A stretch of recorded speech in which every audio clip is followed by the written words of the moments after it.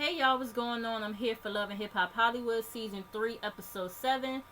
Did you guys watch, the debate or whatever? I was annoyed the whole I was annoyed the whole time. It's watching Trump and his, foolishness and everything, but y'all please make sure y'all be out there November 8th, at the voting polls. Our future depends on it, okay? But let's just get into the review. We have Max and Ray J. They're both getting haircuts or whatever. Ray J has this splendid idea called a sprush, not a brush, but a sprush. For his Raytronics line, okay? And the sprush is supposed to turn your fro into curls. I said, all right now, Ray J. Anyways, he tells Max about, how Princess is still mad at him in regards to, the cake tasting situation. And he's like, he's trying to, make money for, the wedding and everything. The wedding is going to at least be like 200,000, 300,000. They also talk about Masika and Brandy. Ray J, he asks, the situation that happened between those two. And Ray J, he asked, Max, like, he was like, what Masika have on? Because I know that's probably why Lil B popped off and everything. Like, did she have her titties out? And, Max was like, well, yeah, she had her titties out, whatever, a little bit. But he pretty much, wants to move. He wants to move past everything with Brandy. He wants to come home and, forgive her or whatever. Just as long as she doesn't do what she did, just as long as she doesn't, pretty much spend their money behind his back, again. Moving on from that, we get Tierra Marie. She's talking to producer Brian Michael Cox in regards to her career, and, they start talking about the whole situation with the Rockefeller deal, and, she was released in the middle of her second album, and, they talk about, her being on Def Jam, with L.A. Reid, and his comments and stuff like that. I remember reading in the blogs about his comments in regards to her, but I don't remember exactly what he said, and I didn't really pay attention to what they said that he said, either when the show came on. But I just know it had something to do with her and Rihanna or whatever as far as their careers. They both had got signed around the same time. And, she asks, Brian, like, if you were at an event or whatever, and the conversation was about me, what would people say? And he said straight up, like, they would say, why she's so crazy? Like, what's her problem? And, she doesn't want people to think that about her and all this other stuff, and she wants to prove herself and everything. And, he tells her, you gotta work your ass off and, let your music speak for itself pretty much. You know what I mean? But Tierra, here's my thing, you know what I'm saying? Let's not act like you just got released just to be released. Because as I recall, you had a bad attitude, and even you admitted that yourself. As far as the Rockefeller deal is concerned, you know what I mean? But at the same time, I mean, you've been, this is the 3rd season in on this show, and it's been nothing but drama with you. You know what I'm saying? Like, surrounding your name, whether it's on the show, when the show is not filming, you know what I mean? It's just, you surround yourself with a lot of bullshit. You know what I'm saying? And it's like, that it's taking focus from off what you need to be doing to start your music career again. You know what I mean? And I do feel like, she has talent, but she got to get it together. But anyways, moving on from that, we get A1 and Lyrica. They move into their new home. Lyrica, she comes up, well, A1 is talking about having a housewarming party. Lyrica comes up with a splendid idea to have their wedding reception. Make the guests think that it's a housewarming, but really it's their wedding reception or whatever.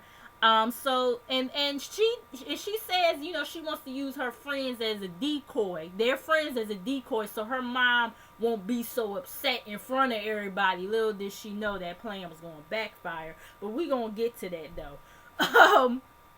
What else happened? Pretty much they know they're gonna have to deal with whatever the outcome is from, you know, both of their moms and everything, yada yada yada. Moving on from that, we get we actually get Tierra, Shonda, Nikki, and Tierra's old roommate, Andrew. They're all out for Nikki's birthday or whatever, and you know, Tierra makes a toast to Nikki, you know, calling her the real MVP, and I'm glad to have you as a friend. And you know, Nikki, she's kind of, you know, not, you know, she's kind of not feeling the whole MVP comment, you know, by Tierra or whatever, because she feels, you know, bad about the situation with Safari and Rosa. You know, neither one of them are really talking to her at this point. So they, you know, they start talking about whether they're going to catch an Uber to the next, you know, turn up spot or whatever, you know, or whatever the case may be. And then they like, hold on, wait a minute, like, aren't you banned? Or no, they asked her, they was like, can you even get they asked Tierra, can you even get in an Uber or whatever? And you know, Tierra was like, nah, I'm banned. And they was like, what did you do or whatever, this, that, and third. And she, you know, she starts talking about the incident that had hit the blogs. What was it? Sometime earlier this year? Was it last year or something like that? The incident that happened with her and the Uber driver. You know, I think she got charged with petty theft or something like that. They made a citizen's arrest on her. She said that she could be locked up from anywhere between 30 days to 6 months. Nikki says that, you know, Tierra is getting out of control. You know, she does get out of control sometimes when she, you know, drinks or whatever. And she, not gonna lie, she has distanced herself from her. But she was like, maybe it's time for her to step back in as a friend. You know what I mean? So they talk about the shit some more or whatever. And that was the end of that scene. Moving on from that, we get Rosa and Jason Lee. I don't understand why they keep on giving this motherfucker airtime. But, okay. Whatever. Rosa pretty much, and they're at the gym, by the way. And Jason ain't doing the goddamn thing but standing there with his big ass. But anyways, she wants to apologize to Jason, you know, about the whole Safari and Nikki situation, pretty much that he was right or whatever. She, you know, she pretty much saying that she's hurt that, you know, Nikki lied to her and all this other stuff. She asked if Jason, like, did he know or whatever, and he was like, you know, I just heard, you know, that they were friendly or whatever. You know, pretty much he was at a crossroads, you know, as far as like, do I want to sit up here and mess up, you know, if it is a real thing between you and Nikki, or just, you know, pretty much, I guess, really telling Rosa what the real deal was and everything. Rosa, you know, she shaded Safari, calling him Safari Minaj. I said, girl, she ain't shit for that one. But that was a good one, though. I liked it. I like that one. But anyways, she tells Jason about how, you know, how Safari wanted the both of them or whatever, and how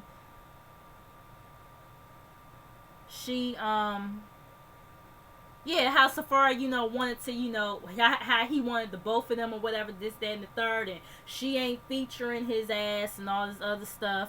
But they do, her and Nikki, they still do have an event together.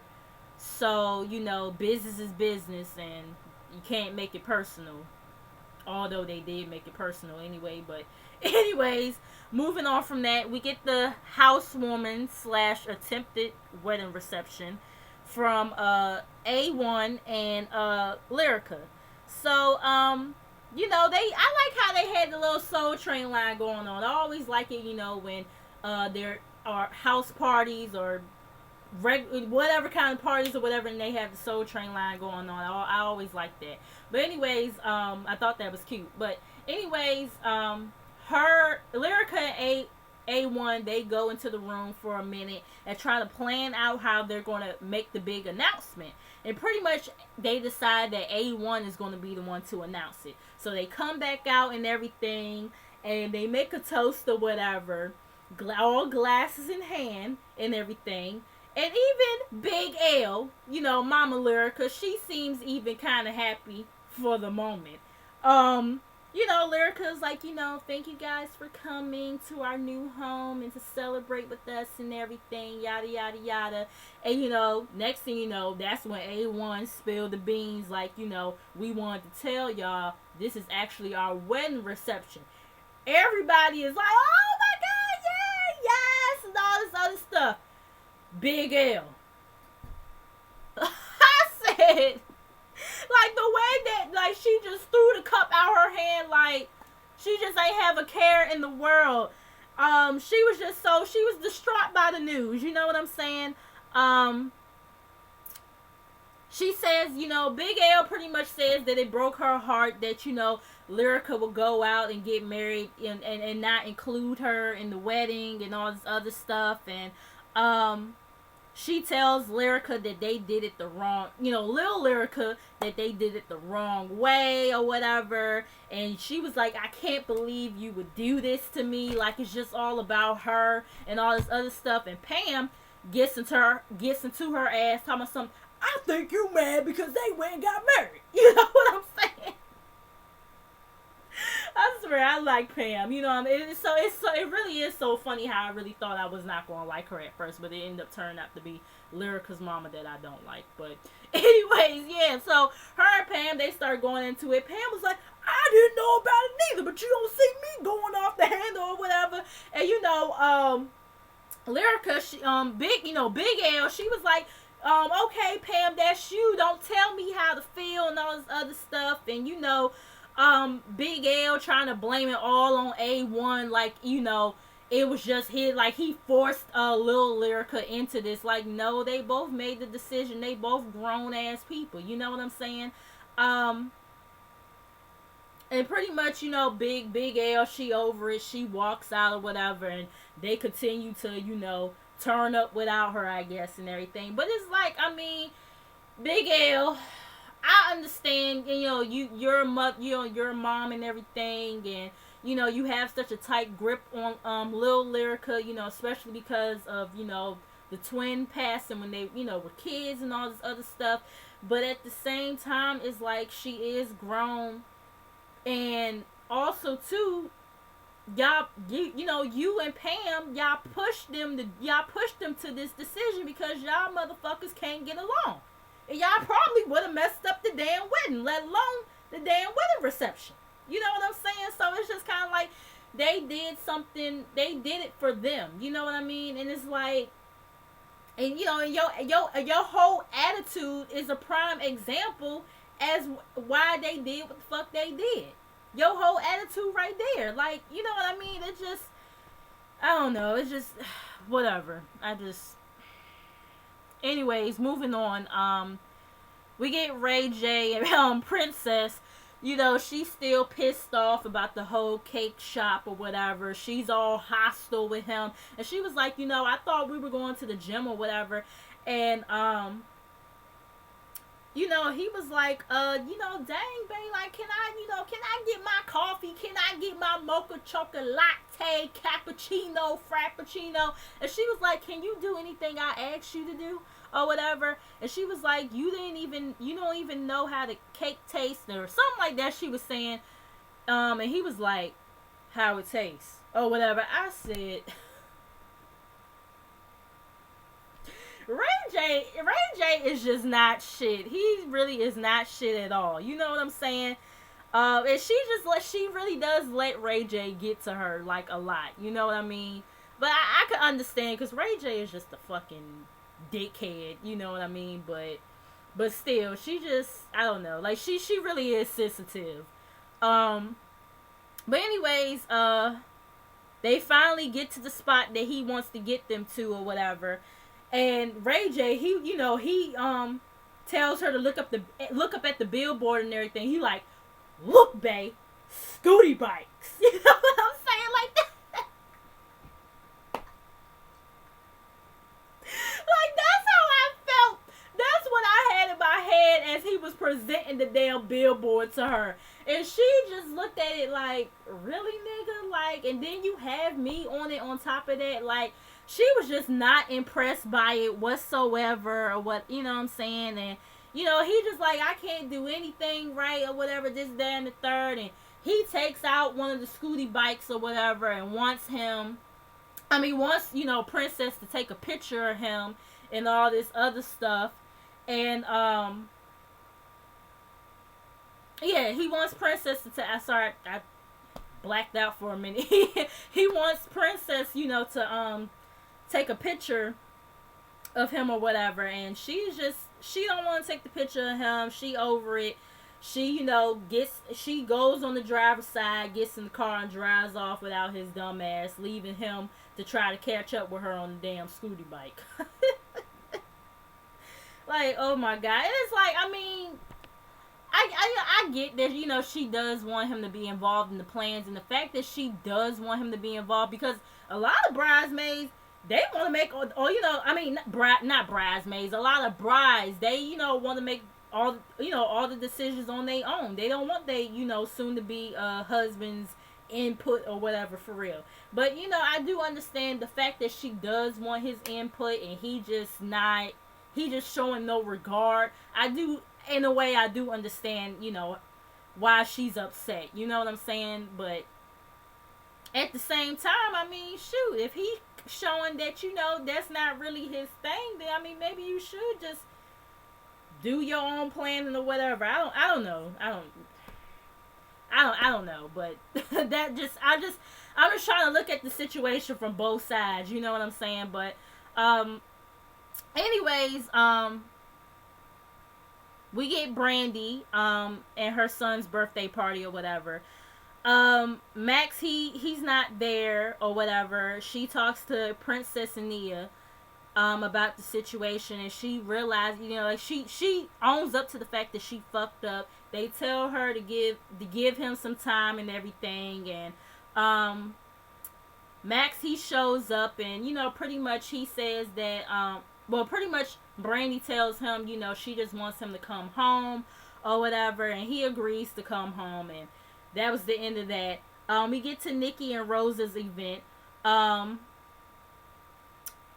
Nia and Tierra are there. Nikki pretty much tells him that she got caught up in everything and how she thought that Safari was going to get horny or whatever, but he ended up being actually mad about the shit. And she also said how they both were arguing or whatever, and she was like, she's the bad guy in the situation. They shouldn't be arguing. They shouldn't be arguing with each other or whatever, blase, blase. Rosa, she shows up with somebody named Carter the Body. Now, I've heard this name before, but this is my first time actually seeing her. Carter the Body, she's like a tomboy, stud kind of, girl or whatever. Nikki, she shades Carter the Body or whatever, and Carter the Body kind of was looking her up and down and everything. Nikki was like, do you like my titties? Because you keep on looking at them and all this other stuff. And Rosa starts saying something to her. Nikki starts going off saying, like, you and Safari both said that we wasn't together and all this other stuff. So everybody, free to fuck whoever the fuck, whoever they want. Everybody free to fuck whoever the fuck they want to fuck, okay? Rosa said, yeah, but we were friends, and you should have kept it real. And Rosa wants an apology, and Nikki pretty much says she's not going to keep on apologizing for some shit she already apologized for. And I don't really care to talk about this whole situation no more, because this obviously fake ass storyline any longer. So moving on, we get Ray J at his event for the Scooty bikes or whatever. Nia and Soldier Boy, they're there. They ask about Princess and everything, and he tells them that he missed the cake tasting thing or whatever. And Princess, she comes in there with this lady or whatever who could marry them right then and there, since Ray J, doesn't want to help plan the wedding and all this other stuff. They could just get married right then and there and not have a wedding. Ray J was like, hold the hell on now. We ain't, about to do all that. And he tells her straight up, I promise you from here on out that I am going to, be there and be involved. And, because he says, you know, I'm going to be involved in everything because I want to have a real wedding. So pretty much Princess only brought that lady to just, you know, get him to understand what she what she wanted from him. You know what I mean? Anyways, moving on from that, we get Lyrica, you know, Big L, and A1. She pretty much just wants her dogs or whatever, and Little Lyrica, she's not there and everything. Big L and A1, they kind of get into it or whatever. A1